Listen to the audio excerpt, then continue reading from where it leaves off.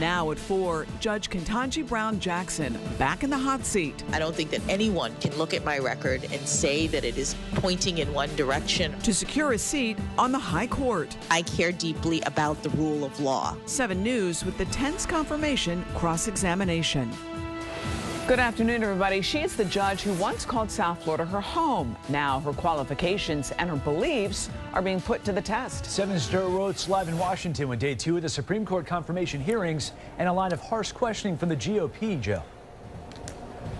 That's right, Jeff. Right now, the Senate Judiciary Committee is in a recess, but as you mentioned there, Republicans have been asking Judge Jackson some very pointed questions about her handing down sentences in cases involving child pornography, as well as whether she's too liberal in her judicial philosophy. But Judge Jackson has been pushing back strongly.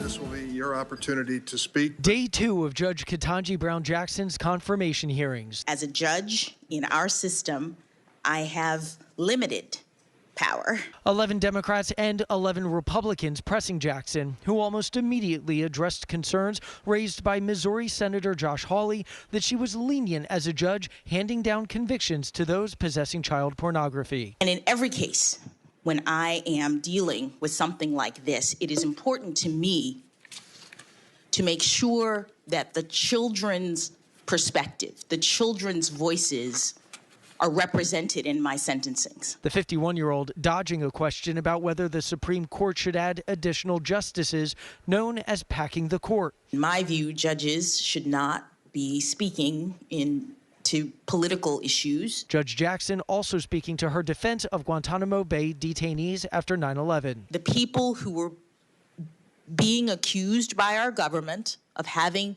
engaged in actions related to this under our constitutional scheme were entitled to representation.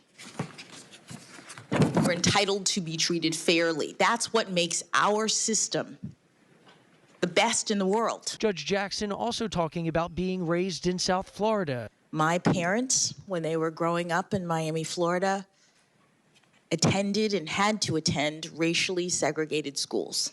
When I was born in 1970 and went to school in Miami, Florida, was completely different.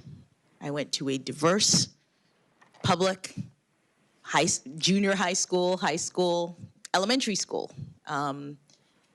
And the fact that we had come that far was, to me, a testament to the hope and the promise of this country. On a day where she will face roughly 11 hours of questioning, Jackson has emphasized her ability to remain neutral on the bench. I am committed to serving as an even-handed Supreme Court justice if I'm confirmed by this body. Now, these hearings are expected again to go well into the evening. Judge Jackson will face a second round of questioning from the same senators tomorrow. All 22 of them will get 20 minutes apiece. We're live in Washington, D.C. Joe Rotes, 7 News. And Joe, the confirmation hearings for Judge Ketanji Brown Jackson, like you mentioned, continuing tomorrow morning at 9 a.m. We'll have live coverage on Today in Florida.